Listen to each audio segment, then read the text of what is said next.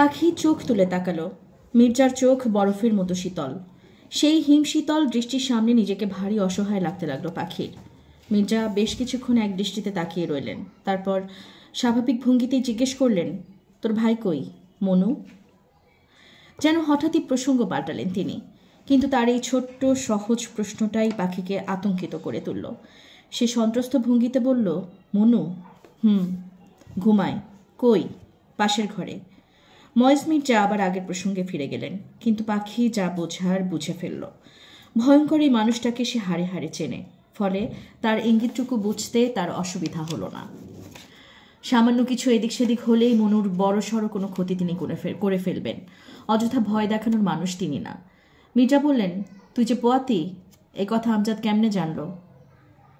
মনুর কথা ভেবে পাখি ততক্ষণে ভয়ে জড়সড় হয়ে গেছে। সে কাঁপা গলায় বলল, আমি কিচ্ছু জানি না, আমি তারে কিচ্ছু বলি নাই। পাখি কাঁদছে, নিঃশব্দ কান্না। ময়েজ মির্জা বললেন, আমজাদ কি গণক নাকি? চেহারা দেখা পেটের খবর বইলা দিতে পারে? বাহ, এটা তো জানতাম না। বলে সামান্য থামলেন তিনি। তারপর বললেন, তোরে দেখা তো বোঝার কথা না যে তুই পোয়াতি, সে তাইলে বুঝলো কেমনে? আমি জানি না, সে আমারে কিছু বলে নাই। কিছু না? না।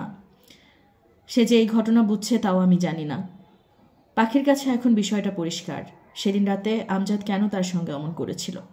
কিন্তু এই ঘটনা তো আমজাদের জানার কথা না। তাহলে জানলো কি করে? ময়েজ মির্জা বললেন, কিন্তু আমারে তো বলল। বিষয়টা কেমন না, পোয়াতি তুই, আর বলল আমারে। পাখি জবাব দিল না। আচমকা ভয়ঙ্কর হয়ে গেল ময়েজ মির্জার কণ্ঠ। আমার কথা তারে কি বলছস তুই? আমি আপনার কথা তারে কিছু বলি নাই, কিচ্ছু না। পাখির গলা কাঁপছে। মির্জা অবশ্য প্রতিক্রিয়া দেখালেন না, তাকিয়ে রইলেন নিষ্পলক। পাখি বলল, আল্লাহর কসম, আমার ভাই মনুর কসম, আমি আপনার কথা কিছুই তারে বলি নাই, কিচ্ছু না। তাহলে কার কথা বলছস? তার সঙ্গে আমার কোনো কথাই হয় নাই। সেদিন রাইতে ঘরে ঢুকাই সে আমার সঙ্গে, বলেই আবার কাঁদতে লাগলো পাখি। ময়েজ মির্জা নির্লিপ্ত ভঙ্গিতে বললেন, তুই না বললে সে ঘটনা জানলো কেমনে? পাখি কি বলবে ভেবে পেল না। তার সামনে বসে থাকা এই মানুষটাকে সে মৃত্যুর চেয়েও বেশি ভয় পায়। এই ভয় যতটা না তার নিজের জন্য, তার চেয়েও বেশি মনুর জন্য। একবার পাখির সামনেই মনুকে ধাক্কা দিয়ে পানিতে ফেলে দিয়েছিল রুস্তম। সাঁতার না জানা মনু বাঁচার জন্য ছটফট করছিল। ডুবে যেতে যেতে পাখির দিকে তাকিয়েছিল করুণ দৃষ্টিতে। কিন্তু কিছুই করতে পারছিল না সে। কেবল তাকে ভয় দেখানোর জন্যই কাজটা করিয়েছিলেন ময়েজ মির্জা। ওই দৃশ্যের কথা জীবনে কখনো ভুলবে না পাখি। সেই ভয়টা আবারও জেঁকে বসছে তার। এই জীবনে মনুর চেয়ে ভালো আর কাউকেই বাসে না সে। তুই কি আমারে ভয় দেখাস? এতক্ষণে সামান্য কঠিন হলো মির্জার ভয়ে কণ্ঠস্বর। ভয়? পাখির গলা কাঁপল। আপনি রে?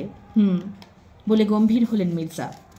এই ঘটনা জানাজানি হইলে আমার বিরাট ক্ষতি হইব, এটা তুই জানোস না? বলে সামান্য থামলেন তিনি। তারপর বললেন, কিন্তু পাখি, আরও অনেক কিছুই তোর জানা দরকার। পাখি ভীত চোখে তাকালো।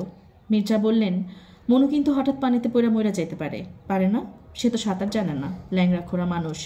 সে পানিতে পড়ে মরলে সেটা তো অস্বাভাবিক কিছু না, তাই না?